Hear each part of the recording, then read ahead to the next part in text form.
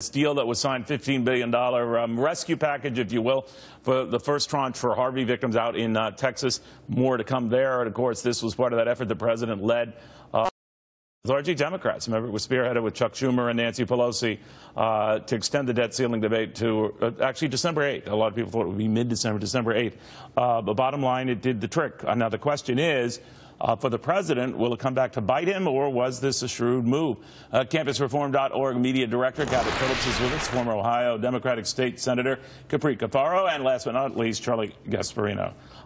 Charlie, I know your doubts still exist, that you don't think it was going to be wise of the president to do what he did and help him longer term. Yeah, I mean, I just can't wait to hear somebody else contort themselves to say, and I'm sure it's coming from one of your guests, why this was a smart move, because it was absolutely I mean, there is nothing in the art of the deal that says do something stupid like this, which means this is what they have to do in December. They have to vote on a debt ceiling increase again, and on top of that, they probably have to take up tax cuts. In order to get the debt ceiling increase, you need Democratic votes. What Democrat is going to vote for a real tax cut? It's just... well, that's unless, Capri, it's not a real tax cut, and that it's significant. It'll be tax cuts, but it won't be as big. And maybe by that definition, and maybe leaving out rich guys like Charlie, it will be more palatable to Democrats, and they'll vote for it. What do you think of that?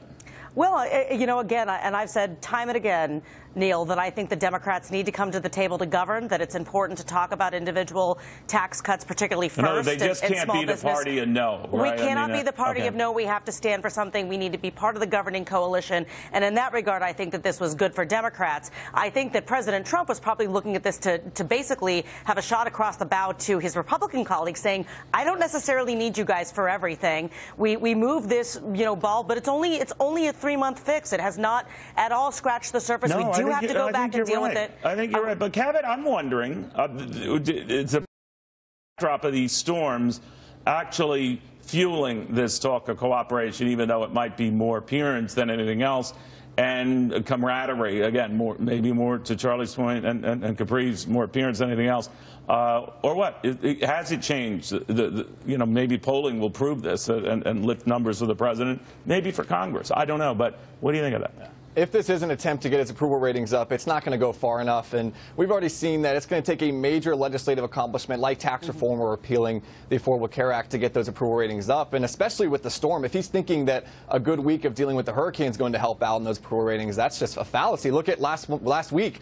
President Trump could have been, climbing up in kittens, saving trees and pulling fallen walls off of old ladies. And the media would have said, look at Melania's shoes, though, look. And they would have completely twisted the narrative of how he's handling things. So I think it's going to take a lot more than some positive storm coverage or a compromise like this with Democrats in order to get those approval ratings up. I wonder if this was really a compromise or if it was just him just lashing out and not caring. That's what I think. I mean, yeah, that's what I think. Because here's and I agree, spur of the moment anger, because there is nothing logical about this. I'm waiting for someone to give me the logic how the Republicans are now.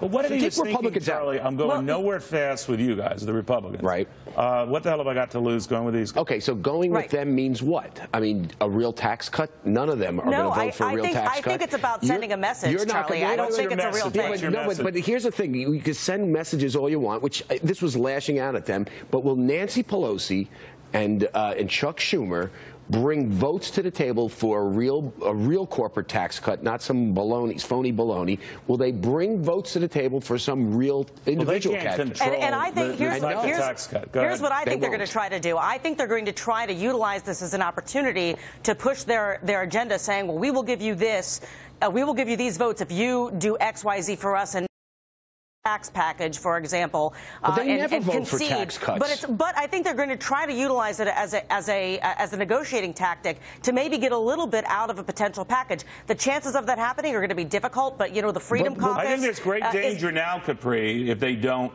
deliver some votes, because then they'll look phony and it could come back to boomerang on them more than the president. But I think it's about what are they going to vote for? What does that package look like? Guys, while I got you here, I did want you to respond. This Steve Bannon interview that's going to be on 60 Minutes this weekend, just the blurbs and the cuts they've shared with us at CBS have been startling. This particular one I want you to react to, and maybe, Cabot, I'll begin with you when you hear it.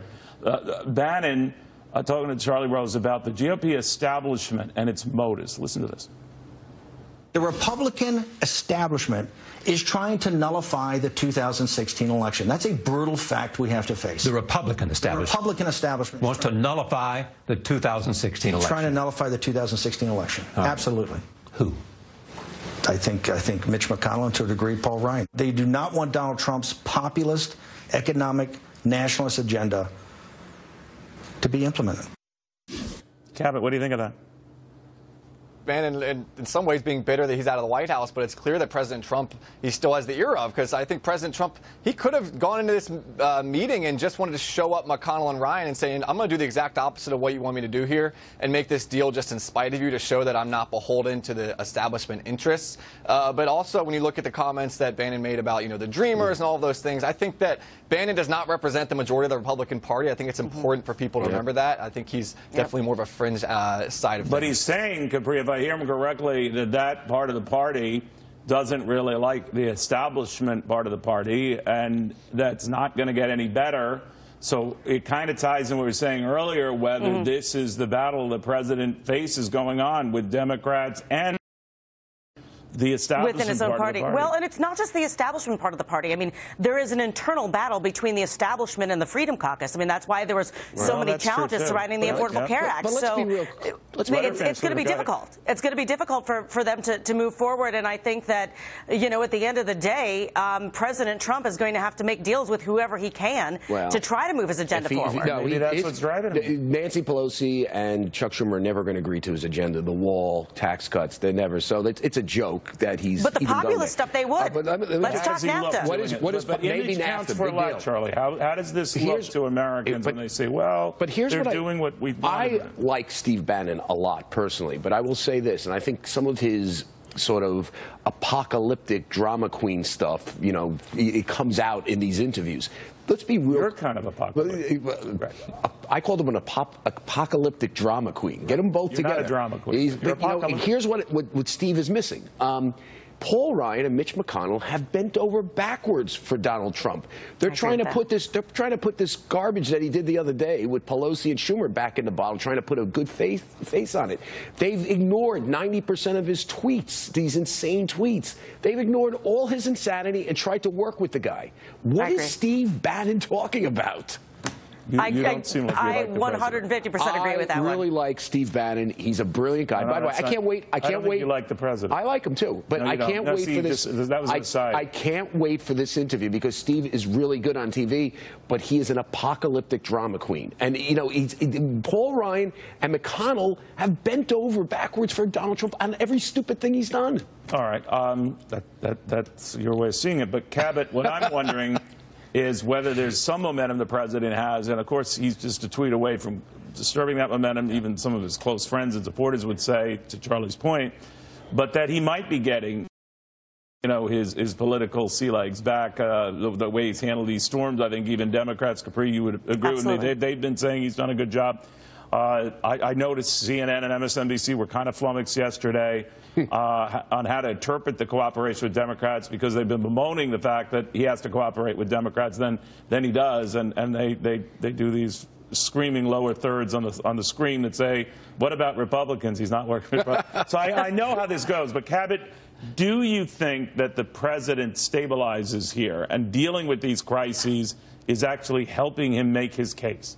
I think it's hard to see necessarily how this helps, and specifically how it helps get votes coming into 2018. I mean, you've got some Democrats saying, well, he's doing a good job.